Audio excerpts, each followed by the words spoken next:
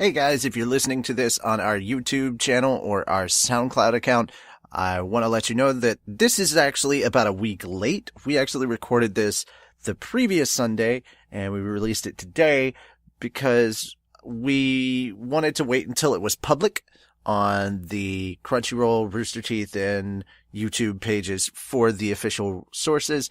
And also because we want to post this up a week early for our Patreon users. So if you want to check out our RWBY reviews the day after the episode actually drops for first members or premium Verve holders, then come check them out on our Patreon. Become a patron.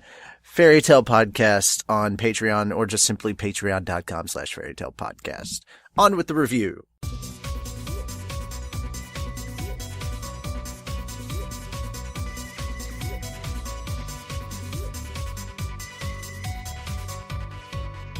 Hello, welcome to another RWBY review. I'm here with Walker. Hello. We were at a con this weekend, but we had good enough internet that we were actually able to watch episode 5, and we watched it. You watched it once, right? I watched it once, and you watched it 4 times. Somewhere around there, yeah. Well, I said things were getting cheery. And apparently they heard, because that was a lot of darkness. So it's like, hey, there's White Fang in this one. Oh my god, it's going to be dark. Oh my god, it's going to be dark. There was a lot of darkness, and there were a lot of little subtle things in there too. But I think there wasn't anything cheery going on this episode. But there was kind of a little moment of heartwarming stuff going on with the discussion between Oscar and RWBY. And if Rose Garden wasn't losing their shit before, they are now. Yeah. Especially with that. As a Rose Garden shipper, I must say, this episode was fucking beautiful. Oh my god. I am also a Rose Garden shipper. I was doing quite a lot of internal screaming. And no, what was really interesting was when you were like... when RWBY said she's going to move forward, keep moving forward, yeah. So my heartstrings couldn't take it. So a little Monty Ohm reference there. But aside from that, what were some of the other things from this episode that really caught your attention? I like the fact that even without the CCT, transmissions between White Fang members, certain individuals are able to keep up. I'm also glad that we finally got like legit confirmed hologram stuff, because like earlier, like when Weiss was using the CCT, it was kind of like a Skype call, right? Yeah, but now we've actually got like confirmed solid hologram technology. And it's amazing the way they did Adam's little hologram. But honestly, the thing that stuck out to me is when he's just like, we have to kill the Belladonnas. All I was hearing was, do it Anakin. To me, it came across as like he seemed a lot more unhinged and whiny, and that's Fire Lord Blake. Oh my god, no! That one was a stretch. Fire Lord Blake, that's terrible. No, it's gonna be really interesting how things play out with Ilya and Blake now, especially because they're going to attempt to murder the entire Belladonna family. Which technically Sun is not part of, so I don't know if he gets away scot-free or not, but good luck to everyone in the White Fang trying to take out Big Daddy B. That man's got to be like a juggernaut or something. Like, this is going to be an interesting... Oh, Gira's gonna... they may take him down, but Gira's gonna take them with him. What's gonna happen here is, I think Gira's gonna get martyred, and that... okay, in a perfect world, I think Gira will get martyred, and that would cause everyone in Menagerie to join under Blake against Adam's White Fang. Yeah, and in an imperfect one, Gira fucking slaughters them anyway. Oh yeah, and it was real nice to see Blake talking actually about the politics of Menagerie, and just like how all the people who were there were not original settlers either. They had come from all walks of, like, the original settlers of Menagerie were like the Belladonnas, weren't they? And then all these other faunas had just gravitated here over time because they just got sick of like having to stand up for themselves and rise against all the people who were being oppressive, and there's like, fuck it, let's just go somewhere where we can be with other people like us.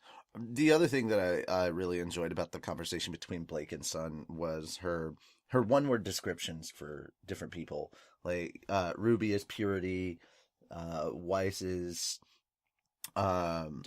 defiance, Yang is strength, and Jury's still out on Sun, but she's leaning towards Ernest. And I love the little, he just whips the cup behind his head and then sips with the straw, and he's like, yeah. And I'm like, oh my god. Show off.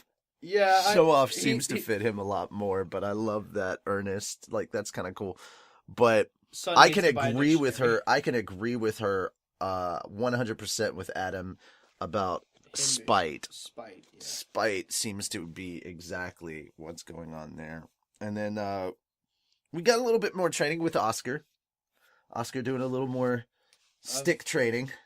He's getting better with he's getting better with the cane. Yeah.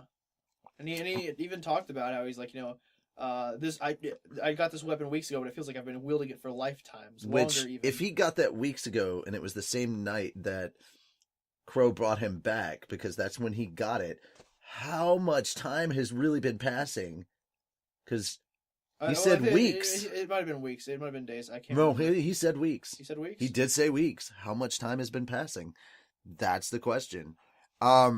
It's probably been like maybe 2 weeks. Like, it probably hasn't been long. I really hope that not too much time has passed.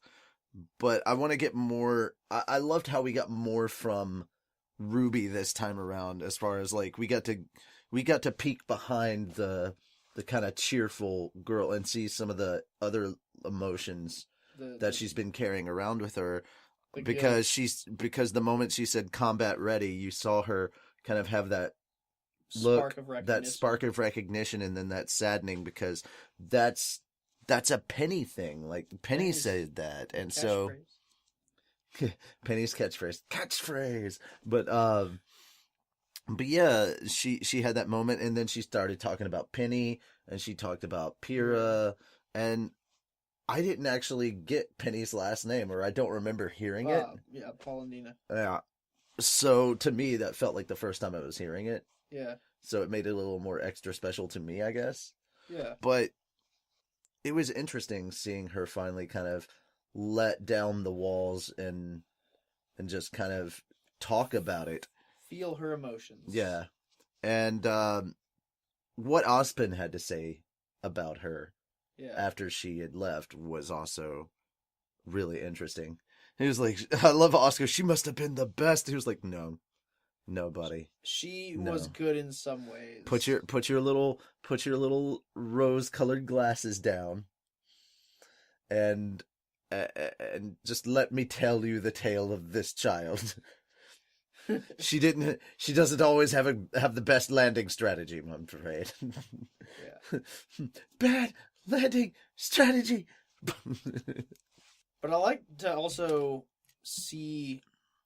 I'm glad we also got to peer behind the curtain with Oscar, because I mean, we've met this kid and we knew that there's like some internal struggles going on there, but the fact that it's just bearing the weight of all, like, cause he's like, I've always knew that I need to make a change and do something strong and this and that, but aren't you scared? Like, yeah, no. Confronting his fear is what's happening right now, and that's very important. The thing that people, I guess, should also realize that he dropped everything. Yeah. Like, he left home, didn't tell his family, he just gone.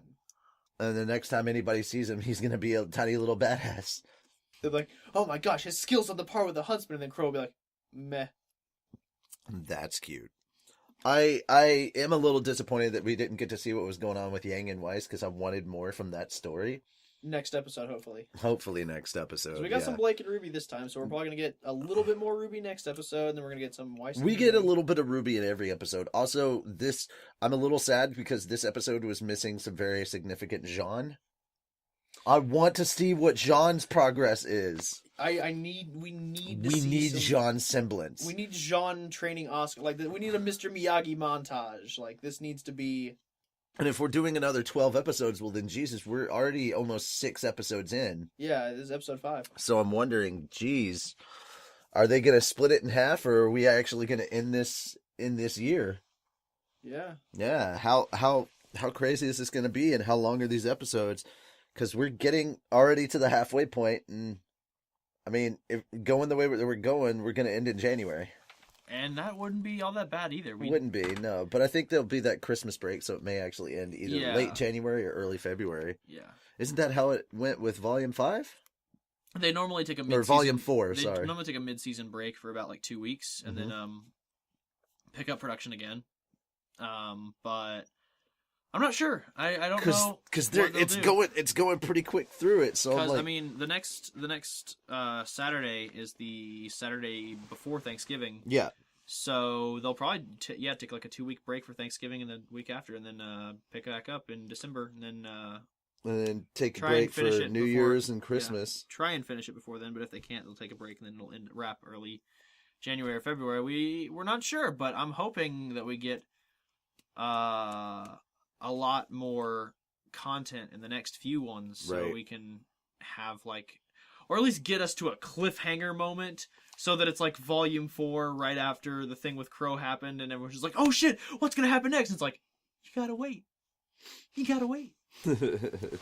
So, things ended pretty intensely with the chat with Ilya, and I'm really concerned about where that's gonna go.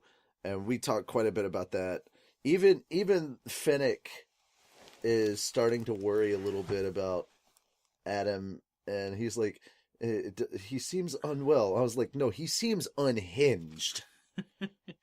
He's not doing this for the White Fang or the Faunus. He's essentially doing it for himself at this point. And the thing I'm wondering about also is because Adam is going to destroy the White Fang. No, they didn't. The thing that had me worried is that Fennec and the other guy whose name I can't remember said specifically doing what's best for the Faunus, not the White Fang, the Faunus, which leads me to believe is there an alternate agenda? Do they just trade leaders whenever it's convenient for them?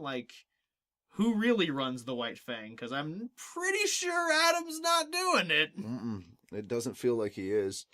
Alrighty, but that's it. We've covered as much as we can, but obviously we didn't cover all of it. So let us know if you have any thoughts about this particular episode, and we look forward to checking out your thoughts and your comments on the just recently released reviews for 2, 3, and 4. Yeah, they went out just a little bit ago today, so time that one out. But that has been it for us. I'm Richie. I'm here with Walker. Yay! And we will see you on the next one.